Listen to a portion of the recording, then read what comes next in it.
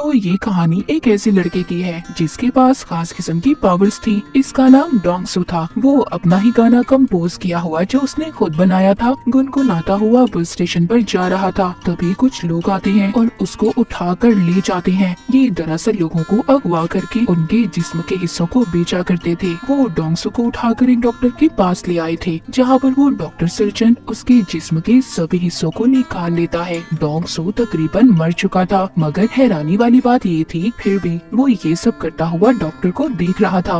Doctor ने उसकी दोनों आंखें निकालकर ट्रे में रख दी थी और खुद फोन पर बात करने चला जाता है। उधर ही हम देख पाते हैं डोंगसू की जिस्म से कुछ अजीब सी टेंटिकल्स बाहर आते हैं और उसका सारा जिस्म ठीक होने लगता है। डॉक्टर उसे देखकर बहुत ज्यादा डर गया था, क्योंकि डोंगसू ने खुद ही अपनी आंख को उठाकर लगा लिया था। जैसे ही वो अपनी दूसरी आंख को वहाँ पर ढूंढता है, डॉक्टर वहाँ पर गुड्डों को बुला लेता है, जिससे अब डोंगसू वहाँ से भाग गया था। फिर कुछ दिन बाद उसी शहर में एक हादसा होता है। एक बहुत ही खूबसूरत औरत की मूर्ति को किसी ने सड़क के बीचों बीच लाकर रख दिया था। सब लोग उसकी तरफ देख रहे थे क्योंकि वो बहुत ज्यादा खूबसूरत थी। जैसे ही सब उसकी तस्वीरें लेने लगते हैं तो उस मूर्ति से खून टपक रहा था। यहाँ पर पता चलता है कि वो कोई मूर्ति नहीं थी, बल्कि जीता जागता एक इंसान था जिसको मूर्ति बना दिया गया था। आहिस्ता आहिस्ता ये खबर हर जगह पर फैल जाती है। वहाँ पर पुलिस भी आ गई थी। इंस्पेक्टर बहुत देर तक उसकी इन्वेस्टिगेशन करवाते हैं, जिसमें उन्हें पता चलता है कि उसमें P और L नाम के दो सिंबल्स हैं। वहीं पर हम डोंगसू को देखते हैं, जिसने अब अपनी एक आंख पर पट्टी बांध ली थी और अपनी दुख भरी जिंदगी जी रहा था। एक रात बैठा हुआ जब वो अपने ही बनाए हुए गाने की प्रैक्टिस कर रहा था, तो अचानक से उसकी आंख में दर्द होने लगा था। जो आंख उसकी गायब थी, उसको अचानक से एस्ट्रोलॉजी नजर आती है, जिसमें वो बिल्कुल वही लफ्ज देखता है जो उस मूर्ति के जिस्म पर बना हुआ था। उसको और भी बहुत सारी चीजें नजर आती हैं, जिससे ये पता चलता है कि डोंगसू की आंख किसी दूसरे आदमी के पास है। तभी डोंगसू ये सब देख पा रहा था जो वो आदमी कर रहा था। अगले दिन डोंगसू अपने काम पर जाता है, जो एक कबाड़ खाना था। तभी वहाँ पर कुछ लोग आते हैं जो उसके दोस्त को बहुत मार रहे थे। डोंगसू अपने दोस्त की मदद करने की कोशिश करता है, पर बेचारा खुद ही मार खा लेता है। उन्हीं में से एक आदमी डोंगसू को मारने के लिए चाकू निकालता है, पर डोंगसू उससे लड़ाई करता है और इसी उसमें बेचारे डोंगसू का कान कट जाता है, जो कि जमीन पर गिर गया था। ये देखकर सभी वहाँ से भाग जाते हैं। अब जैसे ही वो वहाँ से जाते हैं, डोंगसू अपना कान उठाकर अपनी अजीब खास किस्म की पावर्स ताकत से अपने कान को जोड़ लेता है। उधर ही वो लोग भी अब डोंगसू को ढूंढ रहे थे जो जिस्म के हिस्से बेचा करते थे। उन्हें पता चल चुका था कि डोंगसू का जिस्म और उसका एक एक हिस्सा बहुत खास है, क्योंकि उसे जितना भी जख्मी कर लो, काट लो, वो खुद ही जुड़कर ठीक हो जाता है। और ऐसे जिस्म की मार्केट में लाखों करोड़ों में कीमत है। लड़ाई खत्म होने के बाद डोंगसू अपने घर जाता है, जहाँ बैठा वो अपने गाने की प्रैक्टिस कर रहा था, मगर उसको गाने के लिरिक्स सही तरह से याद नहीं थी।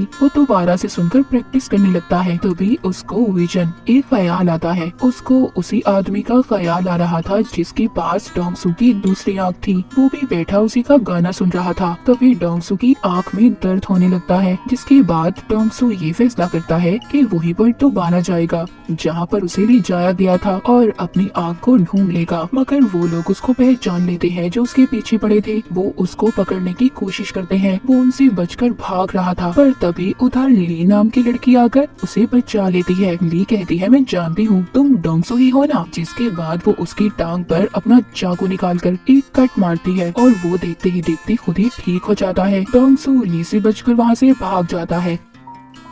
इसके बाद डोंगसू के ख्यालों में हमें एक किताब को दिखाया जाता है, जिसमें लोगों को मारकर उनका पुतला बनाने के बारे में सब कुछ लिखा हुआ था, जिससे ये बात तो साफ थी कि डोंगसू की आंख जिस इंसान के पास थी, वो लोगों को मारकर उनका पुतला बनाकर उन्हें शहर में खड़ा कर देता था। फिर हम एक लड़की को देखते हैं जो डोंगसू का गाना सुनते अपने ऑफिस जा रही थी, क्योंकि वो गाना अब काफी ज्यादा वायरल हो चुका था। वो जाकर देखती है तो शहर में एक और पुतला खड़ा था, जिसका अभी अभी खून किया गया था। ये सारी बातें अपने दोस्त को बताती है, जिसका नाम मिस्टर जिन था, पर वो आदतों से बिल्कुल भी अच्छा नहीं था, मगर ये लड़की उसको पसंद करती थी। ये लड़की मिस्टर जिन के सामने डोंगसू का गाना गुनगुनाती है। तभी उसकी आंखों में दर्द होने लगता है और उधर डोंगसू की आंखों में भी दर्द हो रहा था। अब ये बात तो यहीं पर क्लियर हो जाती है कि डोंगसू की दूसरी आंख जिस इंसान के पास थी वो मिस्टर चिन था और वही था जो शहर में सभी लोगों का कत्ल कर रहा था। और यहाँ पर ये भी पता चलता है कि डोंगसू की दोनों आंखें उसके गाने को पहचानती थी, इसलिए जब भी वो बजता था उसकी आंखें आपस में जुड़ने की कोशिश करती थी, तभी उसे दर्द होता था। एक दिन वो अपने ख्यालों में एक लफ्ज लिखा हुआ देखता है जो कॉप्स आर्ट था। वो जब उसको इंटरनेट पर सर्च करता है तो उसे पता चल गया था कि शहर में जितने भी कत्ल हो रहे हैं वो कातिल उनको मारकर स्टैचू मूर्ति में बदल देता है और वो कोई और नहीं बल्कि मिस्टर चिन है। अब इस बात को पता करने अगले दिन उस लड़की के पास जाता है जो मिस्टर चिन की दोस्त थी, कि उसको देखकर पहचान लेता है क्योंकि इस लड़के को इसने अपने ख्याल में देखा था। कि उसे पूछता है कि कल तुम जिस आदमी के साथ थी वो कौन था। वो लड़की इसको कुछ भी नहीं बताती और डरकर चली जाती है। उसे ऐसा लग रहा था कि ये उसको छेड़ रहा है। अब डोंगसू किसी बात के बारे में भी नहीं जानता था, उसको तो ये भी नहीं पता था कि कातिल दिखता कैसा है। डोंगसू अब एक एस्ट्रोलॉजर के पास जाता है और उसको उन सिंबल्स जो उसने देखे थे और उन तारीखों के बारे में बताता है जब खून हुए थे। एस्ट्रोलॉजर उसको बताती है कि सब आपस में जुड़ी हुई चीजें हैं, इन सबको मिलाकर कल की तारीख भी मिलती जुलती है। मतलब डोंगसू ये बात तो समझ गया था कि कल भी खून होने वाला है, पर कब कहा ये बात वो नहीं जानता था। उधर ही वो लड़की जो मिस्टर चिन को पसंद करती थी उसकी दोस्त भी थी, वो उसके घर जाकर यहाँ वहाँ घूमने लगती है, जिससे उसे वो किताब मिल जाती है जिसमें मरे हुए लोगों को पुतला कैसे बनाना है सब लिखा था। उसको भी ये बात पता चल चुकी थी कि जितने भी कत्ल हुए हैं उन सब के पीछे मिस्टर चिन का हाथ है। अगले ही दिन दोबारा से शहर में पुतला खड़ा था। जब सब उसको देखने जाते हैं उधर वो लोग भी थे जो डोंगसू के पीछे पड़े हुए थे। वो उसको देख लेते हैं और पकड़ने की कोशिश करते हैं, उसको मारने वाले थे। तभी उधर लिया जाती है जिसने एक बार फिर से डोंगसू को बचा लिया था। वो डोंगसू को बताती है कि मैं एक नॉवेलिस्ट हूँ जो कि कनेक्ट नाम के नॉवल को लिख रही हूँ जिसमें सुपर ह्यूमंस ताकतवर लोगों के बारे में बताया जाता है कि कैसे उनके जिस्म के हिस्से अलग करके भी वो आपस में जुड़ जाते हैं। अब खैर ली ने डोंगसू की जान बचाई थी, वो उसको थैंक्स बोलता है, उसका नंबर लेता है, जिसके बाद डोंगसू वहाँ से चला गया था। दूसरी तरफ हम मिस्टर चिन के दोस्त को देखते हैं जो काफी परेशान थी क्योंकि उसको मिस्टर चिन की सच्चाई के बारे में पता चल चुका था और उसको अपने साथ छत पर ले जाता है। मिस्टर चिन की दोस्त कहती है मैं सब जानती हूँ, तुमने किस किस को मारा है और उन सभी पुतलों के बारे में भी। जब ये बातें वो बता रही थी तभी वो आदमी आकर चुपचाप इनकी बातें सुन लेता है जिसको पहले ये सब बता रही थी। उसका फोन बच जाता है जिससे मिस्टर चिन उसको देख लेता है, उसको पकड़कर बहुत ही बेरहमी से मारता है और फिर उसे नीचे गिरा देता है। मिस्टर चिन की दोस्त भी ये सब देखकर बेहोश हो गई थी।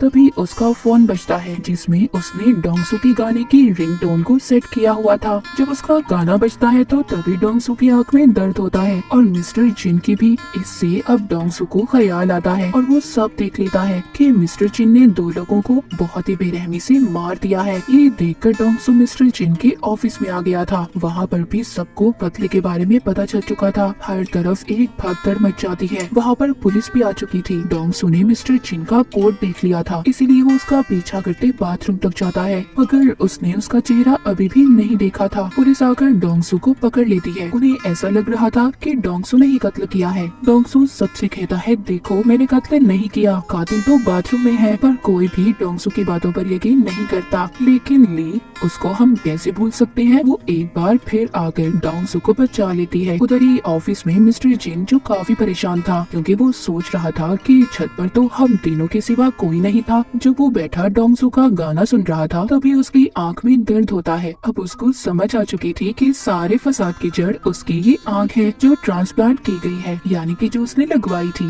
इसका मतलब ये था कि जिसके पास दूसरी आंख है वो सब देख सकता है जो मिस्टर चिन कर रहा था। एक दिन डोंगसू ली को अपने घर लेकर जाता है और उसे सब कुछ बताता है। वो शुरू अपने बचपन से करता है कि कैसे वो एक दफा पेड़ से गिर गया था, उसकी टांग टूट गई थी, मगर वो खुद ब खुद ठीक हो गई, जिस वजह से मेरे सभी दोस्त मुझे मॉन्स्टर बुलाने लगे और मेरे घर वालों ने भी मेरा साथ छोड़ दिया। उस रात के बारे में भी बताता है जब इसको अगवा करके कुछ लोग ले गए थे और उन्होंने उसकी आंख को निकाल लिया जो मिस्टर चिन के पास है और वही है जो शहर में सबको मार रहा है। बस मैं उसको पकड़वाना चाहता हूँ पर मैं उसके बारे में कुछ भी नहीं जानता। ली सब बातें सुनकर हैरान हो गई थी। वो कहती है तुम परेशान मत हो, मैं तुम्हारा साथ दूंगी और उसको एक चश्मा भी लगाती है। कहती है इससे तुम्हारा कोई मजाक नहीं बनाएगा और ना ही लोग तुम्हें पहचान पाएंगे। जब वो मार्केट में कुछ लेने जाते हैं तो उधर डोंगसू के पोस्टर लगे हुए थे। पुलिस उसको ढूंढ रही थी, लेकिन अचानक से उसकी आंख में दर्द होने लगता है। वो देखता है कि मिस्टर जिन उसकी तस्वीर बनाकर उसे कह रहा था कि मेरे मामले से दूर रहो, नहीं तो बेमौत मारे जाओगे।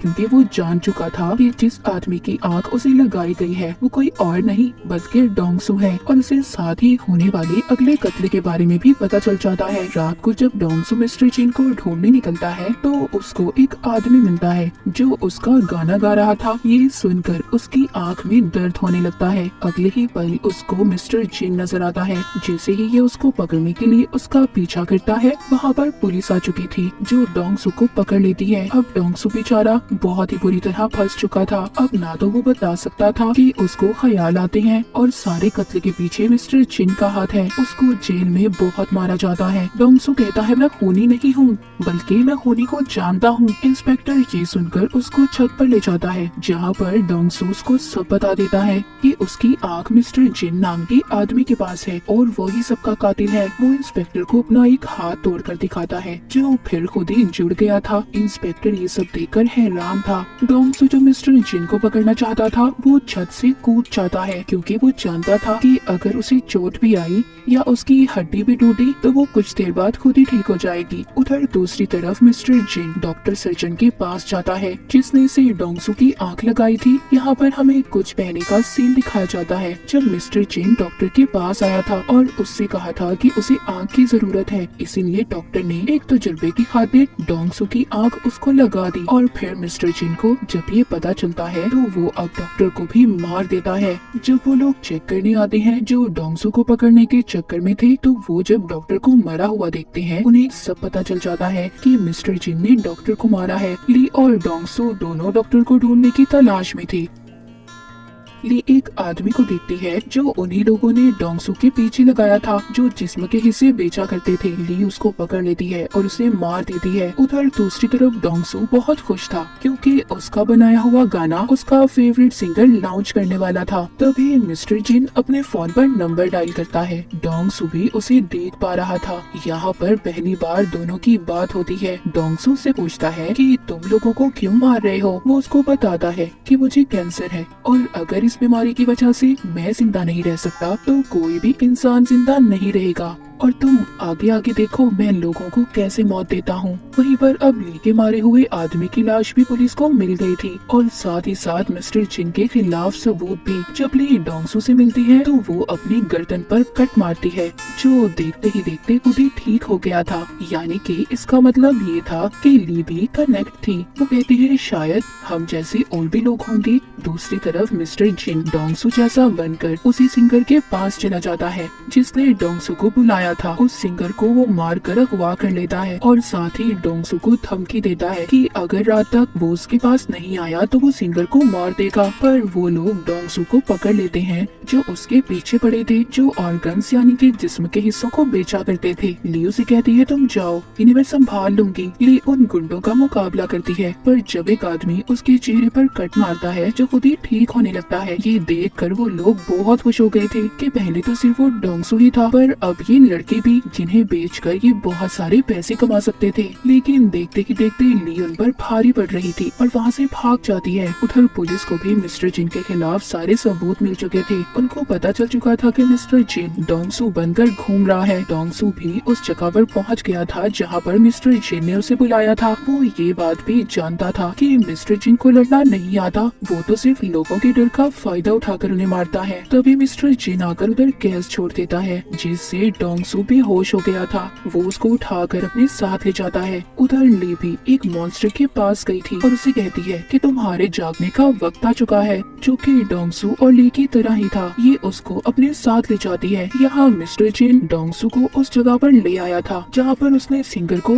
रखा हुआ था और डॉक्टर की बॉडी भी टंगी हुई थी जिसको उसने मार दिया था और बहुत जल्दी पुतला बनाने वाला था। सिंगर की ऐसी हालत देखकर डोंगसू उससे माफी मांगता है। मिस्टर जिन कहता है मुझे कैंसर है, मैं मरने वाला हूँ, इसीलिए मैं डोंगसू की बॉडी का इस्तेमाल करूंगा और अपना दिमाग इसके दिमाग के बदले लगाऊंगा। जहाँ पर जिस्म तो डोंगसू का होगा पर दिमाग मेरा। वो डोंगसू की उंगली काट कर भी सिंगर को दिखाता है। अब ये इन दोनों को फ्रीजर में बंद कर देता है जिस वजह से सिंगर तो मर गया था। इस बात पर डोंगसू को बहुत गुस्सा आता है। वो अब आजाद हो चुका था और बाहर आकर मिस्टर चिन को बहुत मारता है। उधर ही ली भी उस मॉन्स्टर को लेकर आ गई थी। मिस्टर चिन जब उस पर हमला करता है उसे भी पता चल चुका था कि ली भी कनेक्ट है। तो भी उधर डोंगसू आकर मिस्टर जिन को बहुत मारता है। यहाँ पर मिस्टर जिन डोंगसू पर लगातार गोलियां चला रहा था पर वो तो ठीक होता जा रहा था। डोंगसू ने मिस्टर जिन से अपनी आँख को भी छीन लिया था और उसे मारने वाला था। तभी उधर पुलिस इंस्पेक्टर आ जाते हैं जो डोंगसू को मारने से मना करते हैं। इंस्पेक्टर उससे वादा करते हैं कि मैं तुम्हारा सारा रिकॉर्ड मिटा दूंगा, अपनी जिंदगी की नई शुरुआत करनी चाहिए। अब ली और डोंगसू को ये लग रहा था कि सब कुछ ठीक हो गया है, वो जाने वाले थे। तभी ये देखते हैं वहाँ पर बहुत सारे मिलिट्री के हेलीकॉप्टर आ जाते हैं। अब उन्हें भी कनेक्ट के बारे में पता चल चुका था जहाँ पर वो इन दोनों को पकड़ लेते हैं। अब